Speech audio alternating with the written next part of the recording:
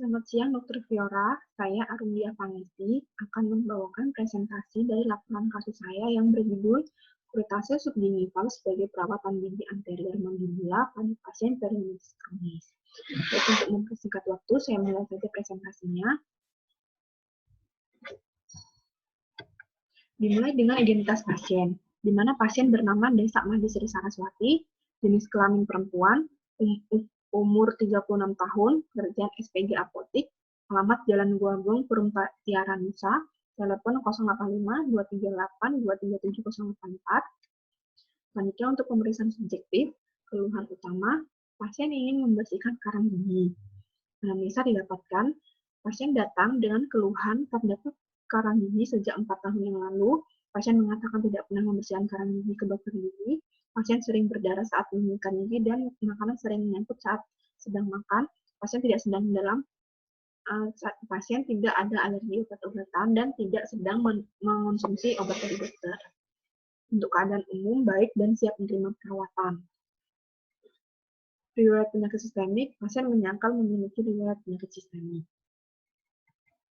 Untuk pemeriksaan objektif, didapatkan ekstraoral kepala normal tidak ada kelainan, leher normal tidak ada kelainan, wajah normal tidak ada kelainan, EMG normal tidak ada kelainan, mukosa lidah normal tidak ada kelainan, mukosa palatum normal tidak ada kelainan, mukosa pipi normal tidak ada kelainan, dan mukosa bibir normal tidak ada kelainan.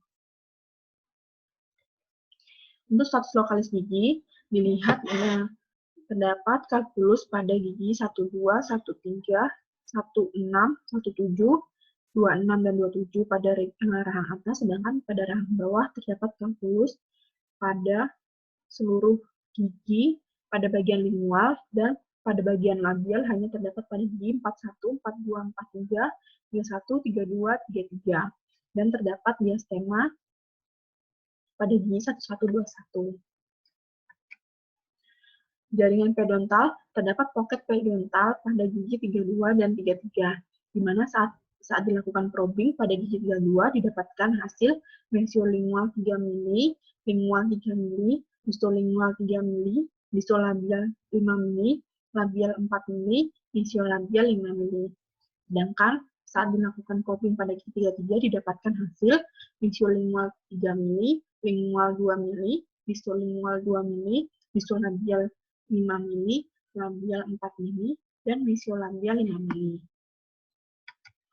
Pada pemeriksaan kebersihan mulut didapatkan debris index nilai 1, kalkulus index didapatkan nilai 1,1, dan nilai OHIS setelah dijumlahkan mendapatkan nilai 2,1, di mana 2,1 ini masuk dalam kategori sedang.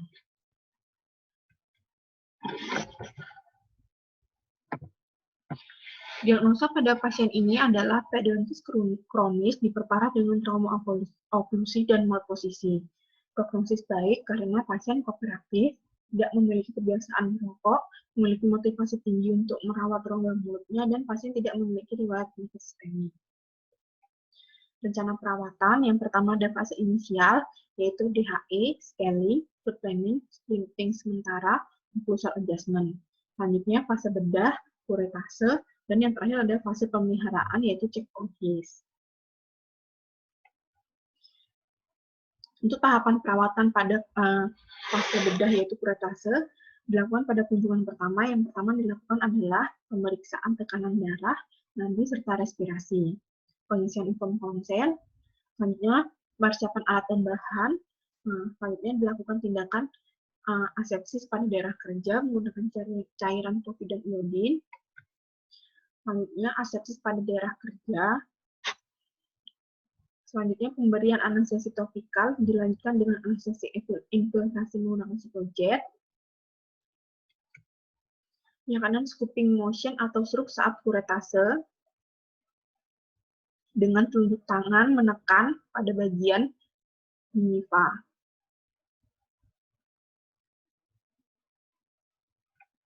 Selanjutnya, setelah dilakukan kuretase, dilakukan irigasi dengan salin untuk membersihkan daerah kerja. Setelah dilakukan irigasi, dapat dilakukan pemasangan periodontal pack pada bagian yang dilakukan kuretase. Setelah dilakukan kuretase, pasien diberikan instruksi pasca pembedahan, yaitu konsumsi obat secara teratur, hindari makan dan minuman panas, memainkan lidah ke daerah luka, dan jangan berkumur atau meludah terlalu sering. Pemberian obat amoksisilin, pasien diresepkan atau diberikan obat amoksisilin 500 mg dengan dosis 3 kali sehari selama 5 hari, asam nifenamat 500 mg 3 kali sehari. Jika sudah tidak ada keluhan sakit, obat asam nifenamat tetap dihentikan, dan obat kumur chlorhexidin 0,12%. Selanjutnya diinstruksikan pasien untuk kontrol 1 minggu setelah perawatan. Selanjutnya, untuk kunjungan kedua, pasien datang untuk melakukan kontrol, dilakukan pemeriksaan intraoral, dan melepas pedontal peg, dan irigasi dengan menggunakan salin. Dapat dilihat jaringan sekitar baik, tidak terdapat peradangan. Selanjutnya, kunjungan ketiga, dilakukan pemeriksaan intraoral dan terlihat jaringan sekitar baik, keadaan pocket gigi 32 dan 33 normal, yaitu 2 mili.